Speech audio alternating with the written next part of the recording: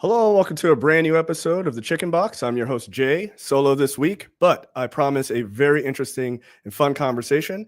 This week, we've got Robert Shearn III, who is an American model, actor, and American reality television winning personality, known for the Realtor movie as Bianca's boyfriend, Robert, which is starring Tommy Davidson, Celebrity Watch Party as a nudist, starring Tyra Banks, the Osbournes, Raven-Symoné, and Master P. Also seen in Grammy-nominated singer Aloe Black's music video, Brooklyn in the Summer. Robert Shearn III, welcome to the show. How are you, sir? Thank you. Good afternoon. Thanks for having me. Absolutely. And look, I didn't say this in the beginning, but the Chicken Box is brought to you by the Afro, the Black Media Authority, which has been a place where Black lives have mattered for 133 years. And look, make sure you subscribe to the newspaper. You can go to afro.com. As my co-host likes to say, it is just the price of, 2 Uber Eats. And look, you can support Black media. So that is unbelievably important. Okay, Robert, again, welcome to the show. You are a man who is living, I think, a lot of people's dream, which is doing on-screen and stage film. And I need to understand, how did you get into this? And then I want to talk about what your experiences are in the industry. I first was on the set of the movie Limitless doing background. That movie stars Robert De Niro and Bradley Cooper. Mm-hmm. So I was doing background work for that, and I got called by the director to do a scene with Bradley Cooper at the bar because I didn't have a partner. We were supposed to pair off boy, girl, and at the end there was still some males left. So, I was one of those guys. So the director happened to pick me to work with Bradley Cooper. So I was like, great. Thanks for not picking me, ladies. Yeah. Because I got to be in the front at the bar with the star of the movie, So we did a scene at the bar, and then after that we did a dance scene. So my dance scene is seen in the movie. So I'm dancing right next to Bradley Cooper in the club scene of the movie. Right. And I have cornrows and I have glasses. So after I did that, that was when I got the acting bug, and I started taking classes at Warner Street Theater School in Philadelphia. And then, I just continued from there. Now, so when you were doing the background work, you were just kind of like, I'm just going to go do this, or was this? So, so the passion came after having that opportunity? I guess it kind of happened because I was already doing modeling. Okay. And I was doing nude modeling with artists and art schools and art workshops. Right. So then I started to want to do other forms of modeling, like runway and body painting and a calendar and a coffee table book I was in, things like that. I wanted to do different things. So it started to come up, the page that I was on at the time, searching for things. Some people came to me and they asked me to do an independent film. Okay. And I worked on that. So then the movie Limitless came up after that, and that was how I started. I wasn't really even looking for it. Right. I wasn't really looking for acting. I never thought that I would be doing any acting at all, or really modeling either. But I got into modeling because I've been a nudist for years, for 20-something years, and I wanted to do some nude modeling. Right. So I thought that it would be great for me to, be doing nude modeling as well as working with artists, because I've been in the art field, most of my life too. So it was a great way for me to reconnect into the art world. So, that's how I actually started modeling. And then, I just kept on going into acting and all these other things. Yeah, it's interesting, like reading your profile that I read in the beginning of the show. I didn't realize, like, you're playing on Celebrity Watch Party. Like, that's not that wasn't a role for you. Like, you are a nudist. So it's like, no, this was totally normal for you. That's awesome. Yeah. That's cool. So that show happened to come from another show that I was in called My Feet Are Killing Me that was on TLC. Okay. So I got casted in that because I was having a bad fungus infection on my feet, my toes, and I also have web toes. So I was trying to get on that show to get work done on my feet because the doctors that I had went to, they couldn't seem to do nothing with my fungus. Really, I was focused more on my fungus, but they wanted feet that were different. So they had casted all these people. Like one man, he had like elephant feet. So it was all these different type of feet that you never even saw before that had, people had things going on with. So that's what happened. I got casted into that. And they were the ones that brought it out that I was a nudist. They knew my background, my hobbies and interests. Sure. So while we were shooting, the producer brought that out and wanted me to talk about it while we were shooting. So the doctor's looking at me and everything like that and my feet. And then she, the producers was like, mention that you're a nudist. Right. And so, I did. And that's how, they took it away with that. So then they wanted promoting me as the nudist. And I had no idea that they were going in that direction because I was there for my feet as a patient.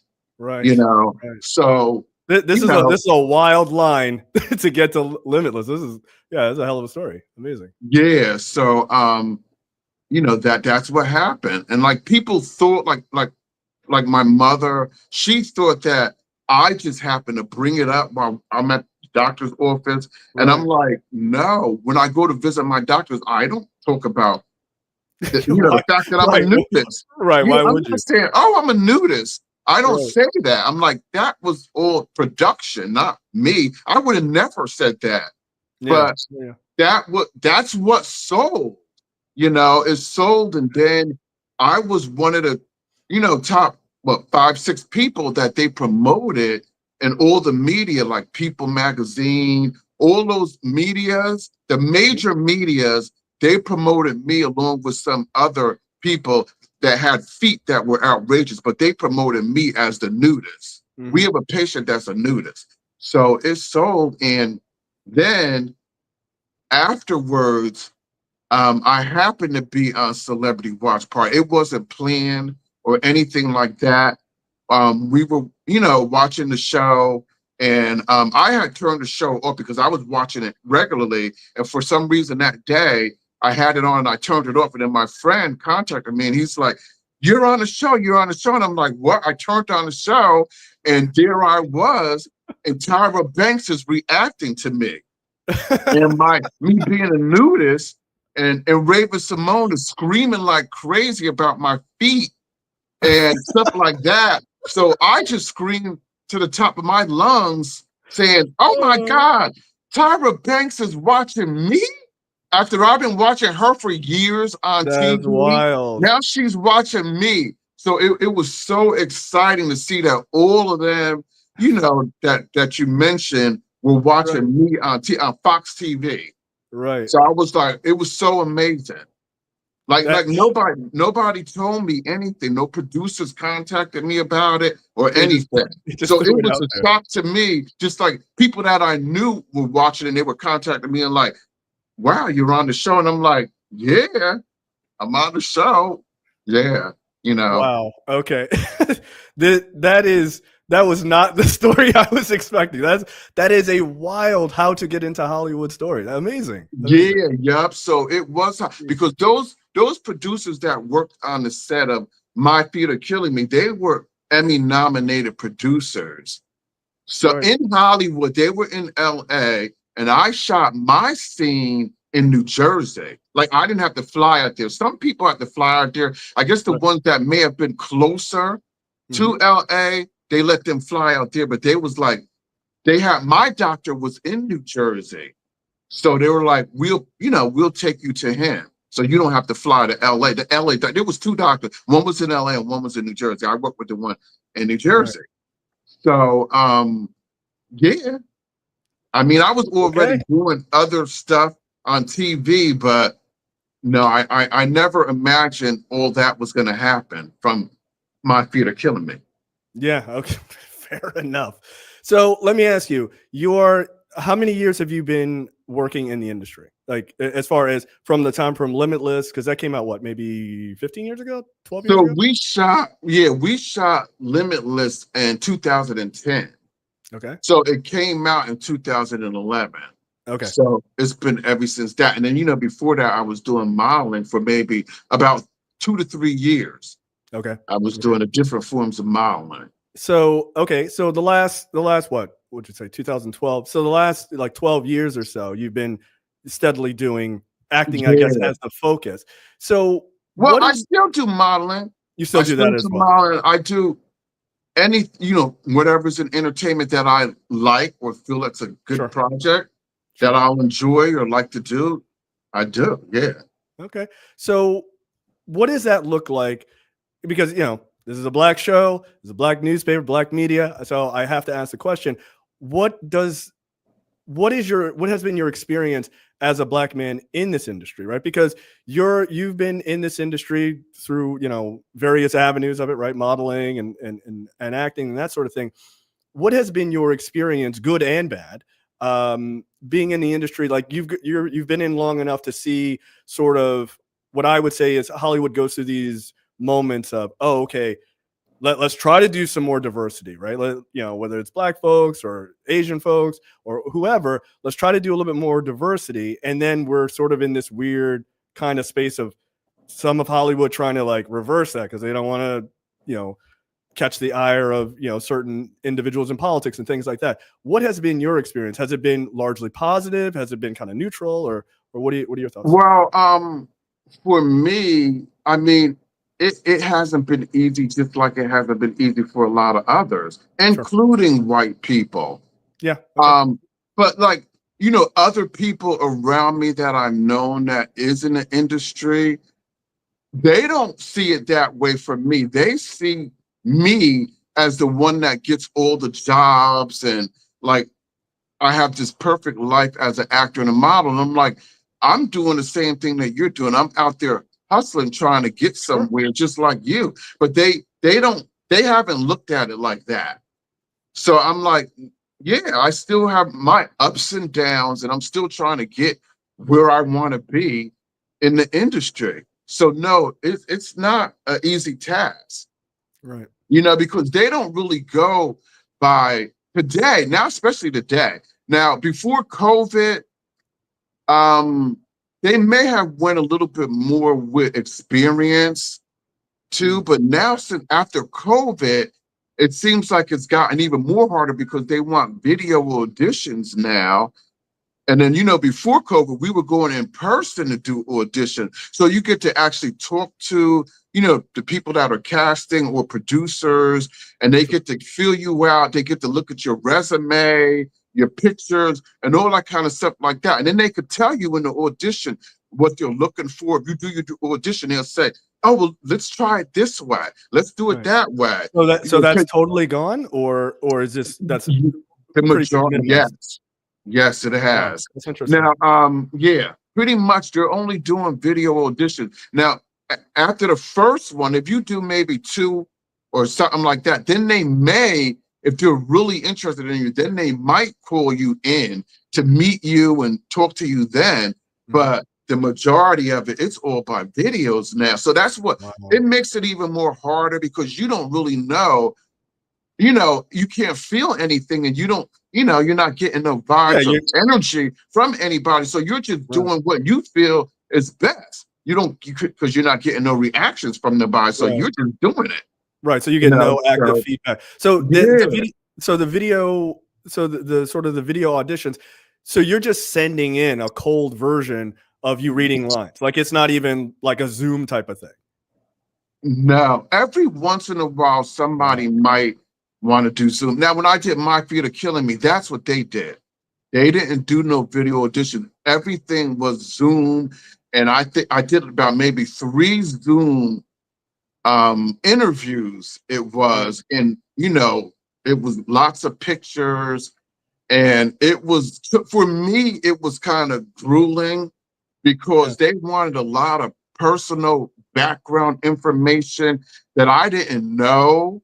And it was really hard. And then they were asking just, a lot of questions that I had to think about that I don't normally think about. Right. And it was really difficult to me. And then, I was asking my mom later questions that they were asking me that I didn't know. And then there was stuff that she didn't even know either, and or couldn't help me with at that time, So it was really hard when I got to the last interview, the last producer put it that way. I said no, I didn't want to do it Oh, because interesting. Okay. yeah, it was a lot. And I'm like, okay, this is like way too much for me. And I said, no, I don't want to do it. So the actual first producer contacted me and, tried to smooth things over to make me feel better about it. And then, I went along with it because of the first producer. But it was the last producer. I guess I didn't like her attitude. Okay. Her attitude at that time, maybe she was having a bad day. I don't know what it was, because she was the one that I actually worked with on the set. When I got there, I'm like, oh, it's her. It's Like I was her. not expecting to have to deal with you more than Yeah, last week. but she wound up being okay that day. And I guess the doctor, he helped too. So it wasn't that bad. It wasn't bad. I was able to get through it. Mm-hmm. And Okay. that was that. Okay, now you and I talked a little inside baseball for our audience. You and I talked about potentially topics that we could chat about. And you said that you were kind of interested to have a conversation about like some of these scandals with some of these black celebrities that's going on right now. I'm going to give you the floor because I'm interested to hear your perspective. Does that affect black actors and black entertainers as the stuff with like Diddy and Tyler Perry are going on? Well, see, for me, I did have a video audition for Tyler Perry Studios. Oh, interesting. Yeah, I did. And it was around COVID time or shortly after COVID. I had a video audition and I was really excited about the video audition. Sure. So, at that time, it was a goal of mine to work for Tyler Perry Studios. And I also, well, at that time, there was somebody else that I knew that I had worked with that had gotten a starring role on one of Tyler Perry's shows too. And I had worked with him in a film. Okay. So, I had my hopes up too about it. So, that's always been, a hope of mine or goal. And then he's a huge name. So yeah. And especially, for black people, he's been, a lot of black people that became millionaires because of him, So it's just now it's been like a lot of stuff coming out about Tyler Perry and his vice president at Tyler Perry Studios. And I guess it's a little bit disappointing to have to hear all of that stuff going on in the industry. And, I just didn't understand it, that you could have a leadership role and, I don't know if you did it or not, but the claims, you came from where you came from when you were younger, like you had issues with that, sexual abuse by 3 people or 3 males and a female when you were under 10. So it just seemed kind of like crazy that you would, be accused of the same things that happened to you, where you was on the Oprah Winfrey show crying to tears about it. Right. So, I mean, I don't know, but it's been a lot of talk, by the guy, Derek Dixon, that was on the Oval. And I used to watch the Oval and see him, and for him to come out and say all these allegations about, Tyler Perry, it was just like, wow. Do you think that sort of, Tyler Perry is such a huge name in Hollywood, especially black entertainment and black Hollywood. Do you think that does damage to him? I mean, again, we don't know if it's true or not. I'm not here to say it is or not. I have no idea. I was not involved. But do you think it does damage to his name, or does it make it a little bit more difficult as a black actor? Because like you said, a lot of, especially black actors who are just kind of starting out, are really gunning to work with him, because that's an avenue that you could really, jumpstart your career in a lot of major ways, and have a, pretty successful, sustained career with him as well.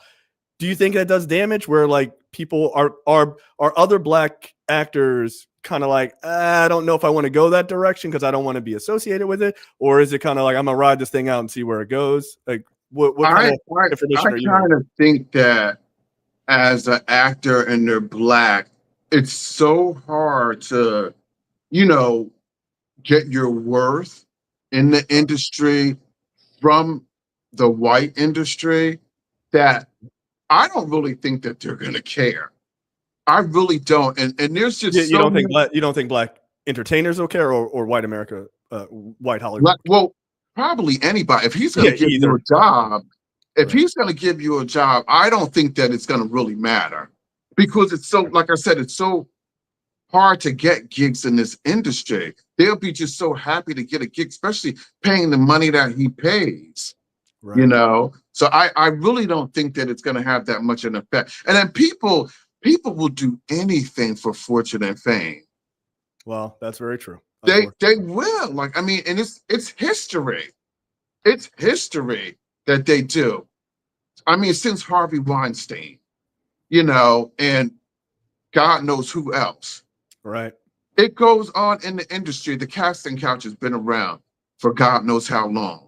Right. And people will do whatever they got to do for fortune and fame. I mean, I haven't never been in that route, or nobody has never approached me in that way. But a lot of people have, unfortunately, like they have dealt with that. They talk, a lot of people talk about that, which is kind of wild. And then I don't. And then people are doing so many different things today, like OnlyFans, to get money. Right. Like, because they don't want to, they want to do something in the industry, but they don't want to do a regular job. So they'll just do OnlyFans to try to, be in the artist, be, as an artist.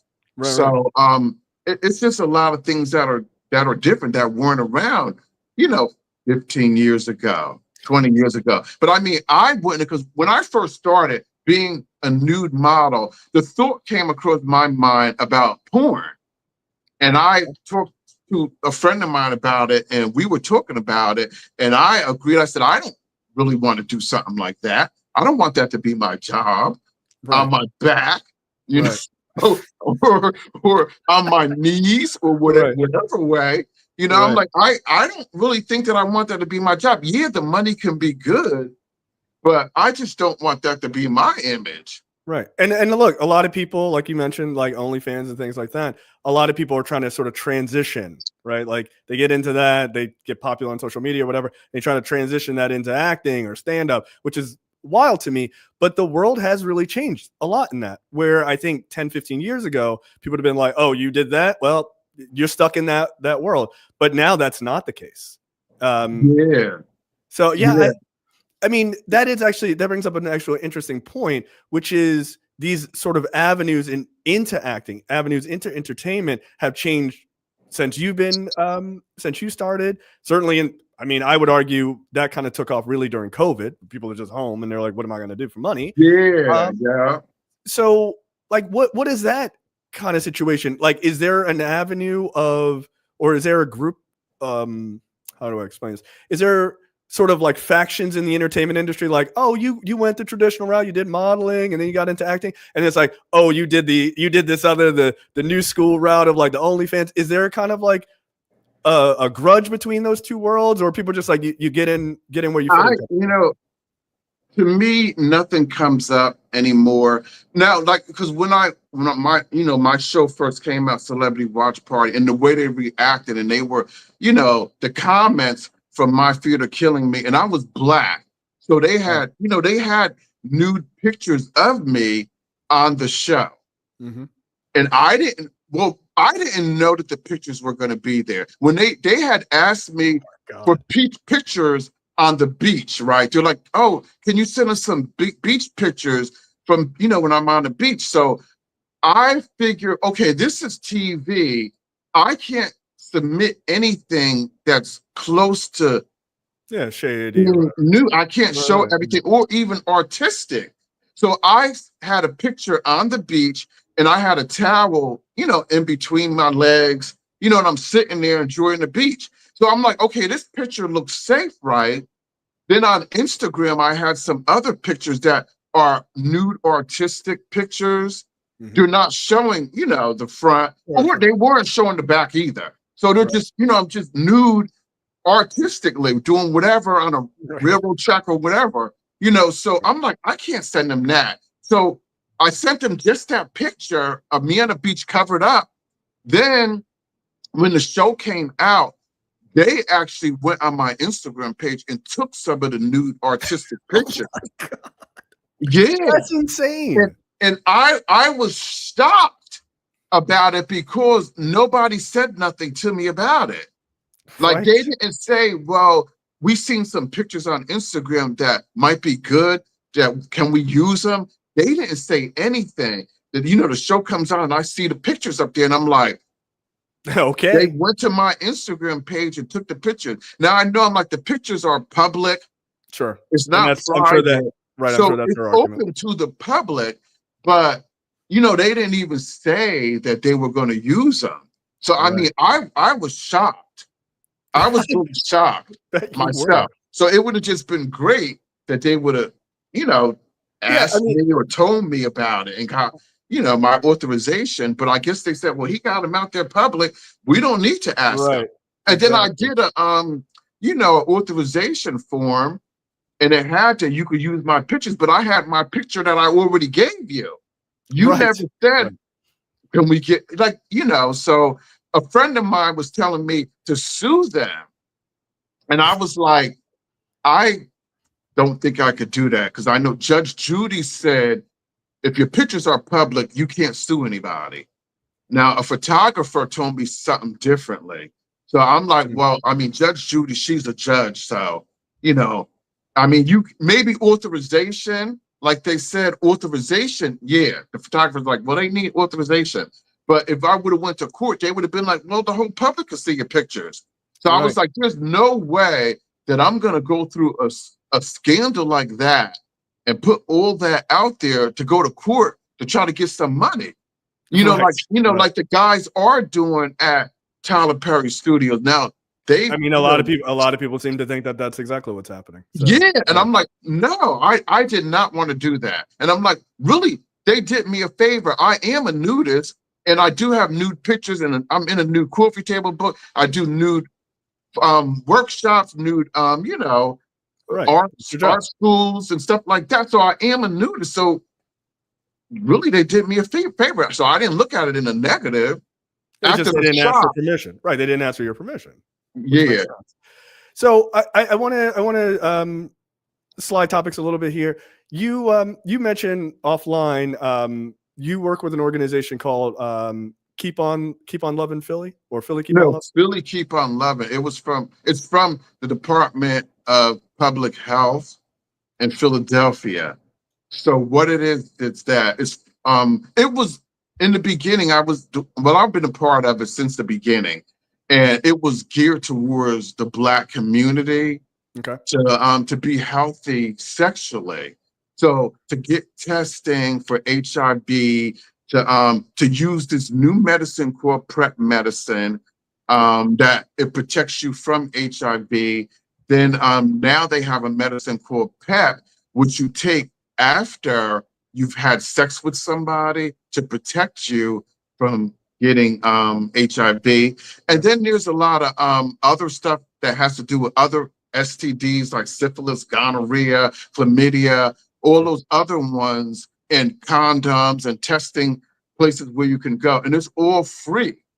So all you have to do is go to phillykeeponloving.com and look for the information, and you can learn more about the medicine, PrEP medicine, PEP medicine, and people don't know the rates in the Black community. The rates is so high in the Black community. I really don't understand it because there's so much out there that's available for free that the numbers are still really high in the Black communities. Sure. I just don't understand it. Because I mean, you don't have to have insurance.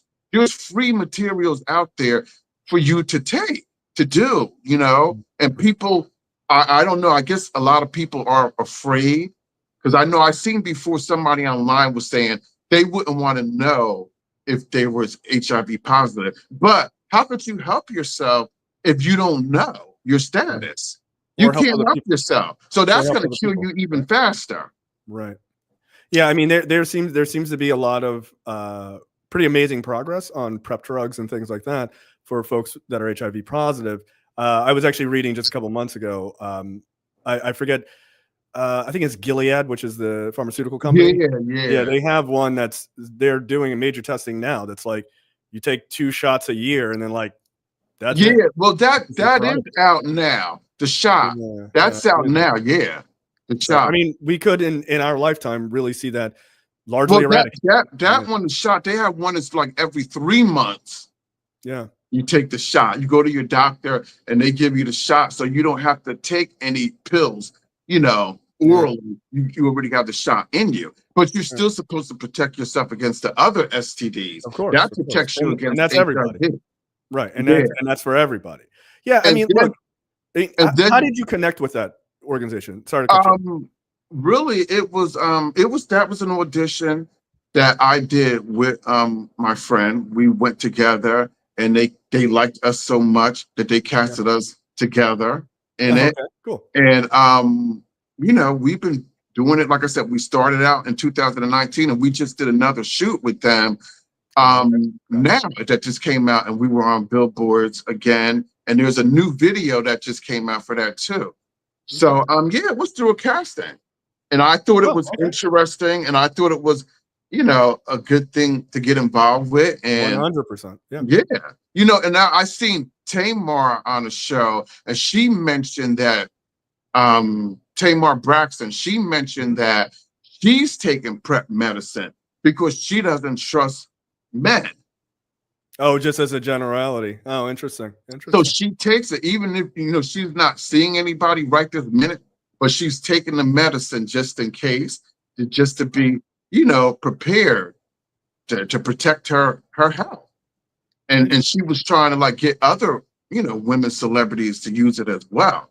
And see, and women, I don't know, they think that they can't get it for some reason, but anybody that's sexually active, you can get it. No matter what age you are, what sex you are, what gender, what color, you can get it if you're active. It doesn't discriminate. So people don't need to be thinking about, well, I'm not going to get it. I'm not going to get it.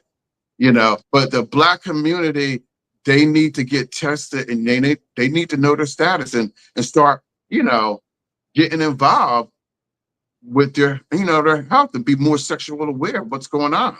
Yeah, I mean, I think it's interesting because the topic of sort of sexual awareness and sexual health is largely kind of like keep it private, don't say anything. And I don't think that's just in the Black community. Well, it definitely does exist in our community.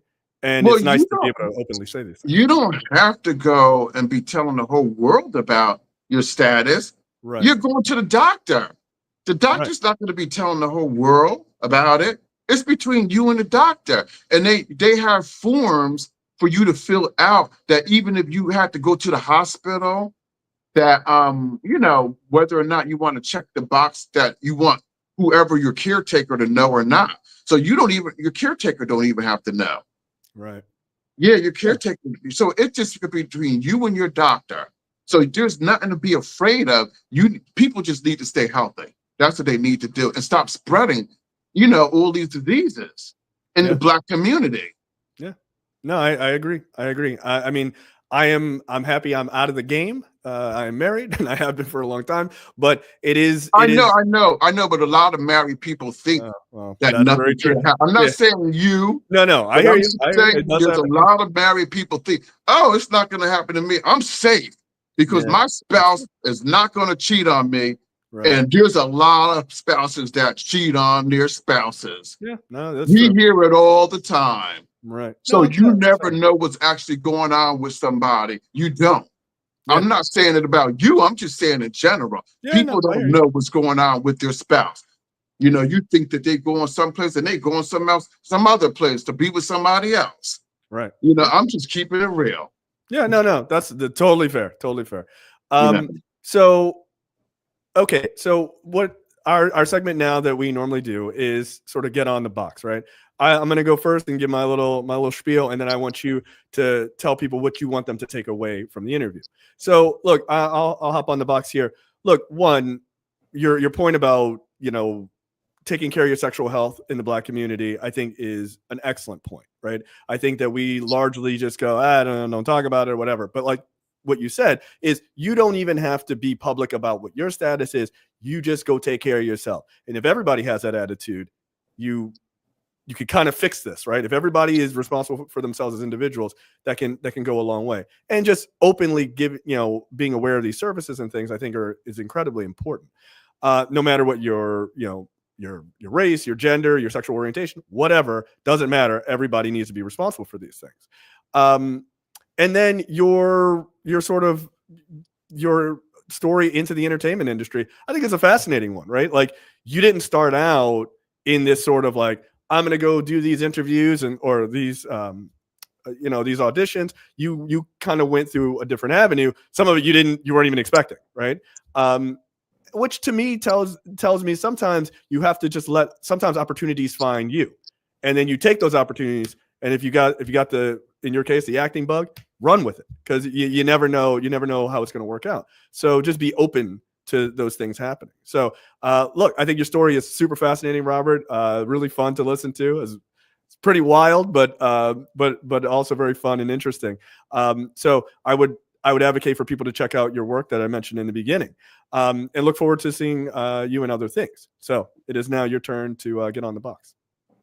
I just want to say, as leaders, we need to lead.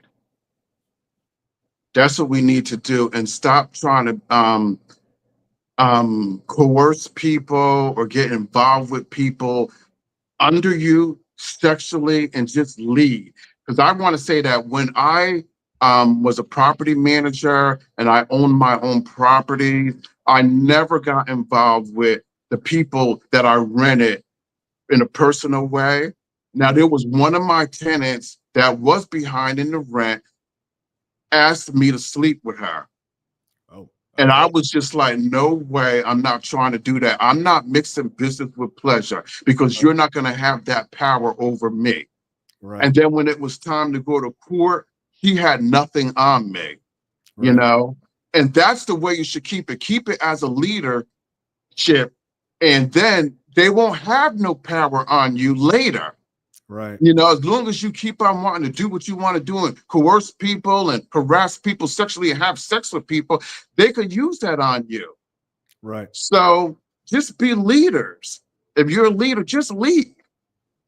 Okay. And I also wanted to say, keep on loving at billykeeponloving.com. And everybody can find me on Instagram and Facebook and Twitter under my name, Robert Shearn III. My first name is Robert. My last name is Shearn, and it's with 3 I's. And you can find me under all of those media pages. So I'll be looking forward to you following me. Excellent. Thank you, Robert. We appreciate your time. Thank you guys for listening and watching. This has been another episode of The Chicken Box, and we will see you guys next week.